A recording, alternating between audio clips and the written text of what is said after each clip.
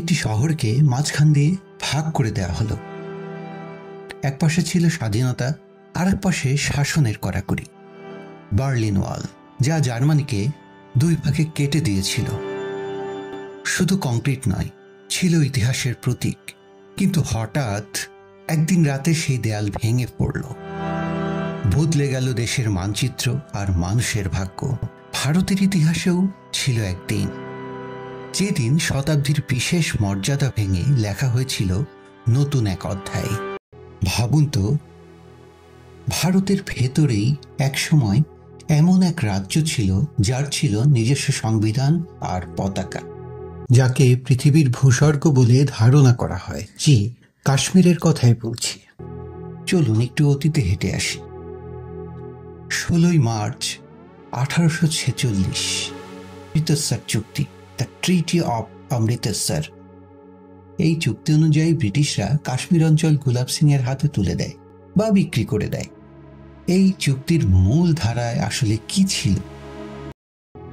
ব্রিটিশরা কাশ্মীর ভ্যালি, লাদাখ সহ আশেপাশের রাজ্য মহারাজ গুলাব সিং এর কাছে হস্তান্তর করে। আশপাশের অঞ্চল বলতে জম্মু, কাশ্মীর ভ্যালি, লাদাখ, বালতিস্তান, গিলগিট, আকসাই চীন পর্যন্ত বিস্তৃত ছিল। গুলাব সিংকে সেই সময়ের মুদ্রা নানকশাহী রুপি দিতে হয়েছিল 75 লক্ষ ব্রিটিশদেরকে, আর এরই মাধ্যমে গুলাব সিং জম্মু ও কাশ্মীরের মহারাজা হিসেবে স্বীকৃতি পান। গুলাব সিং ব্রিটিশদের প্রতি অনুগত থাকেন এবং প্রয়োজনে সামরিক সহায়তাও নেবেন, এই আশ্বাসও দেন। এর ফলে গঠিত হয় princely state of Jammu and Kashmir, যা ছিল ভারতের অন্যতম বৃহৎ দেশীয় রাজ্য। তখন জম্মু ও কাশ্মীরের আয়তন ছিল প্রায় 2,22,236 বর্গ কিলোমিটার। মাউন্টব্যাটেনের পরিকল্পনাটি 1947 সালের 18 জুলাই ভারতীয় স্বাধীনতা আইন নামে পাশ হয়, যা সংবিধানে যোগ হয় আর্টিকেল 370 নামে। ভারতীয় স্বাধীনতা আইন 1947 সালের উদ্দেশ্য ছিল ভারতকে স্বাধীন করা এবং দুটি স্বাধীন রাষ্ট্র ভারত ও পাকিস্তান গঠন করা।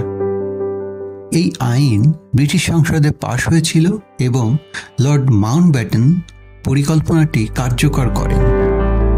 এই স্বাধীনতা আইনের মাধ্যমেই জম্মু ও কাশ্মীরকে দেওয়া হয়েছিল বিশেষ এক সুবিধা। বাইরের কেউ এখানে জমি কিনতে পারত না, চাকরি পেত না, এমনকি ভারতের সংসদের সব আইনও এখানে কার্যকর হতো না। ভারত সরকার মনে করত এতে কাশ্মীর আলাদা হচ্ছে, জাতীয় একতা দুর্বল হচ্ছে এবং উন্নয়ন আটকে আছে। অবশেষে 2019 সালের 5ই আগস্ট ভারতের ইতিহাস বদলে দেয় একদিন।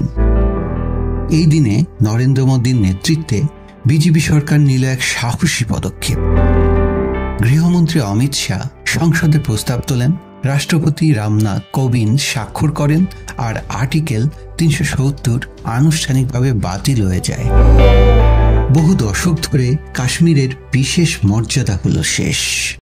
এভাবেই মোদী সরকার ভারতের মানচিত্রে আঁকল নতুন এক অধ্যায়। কাশ্মীরও এখন ভারতের বাকি অংশের মতোই একীভূত, এর আলাদা কোনো বৈশিষ্ট্য নেই।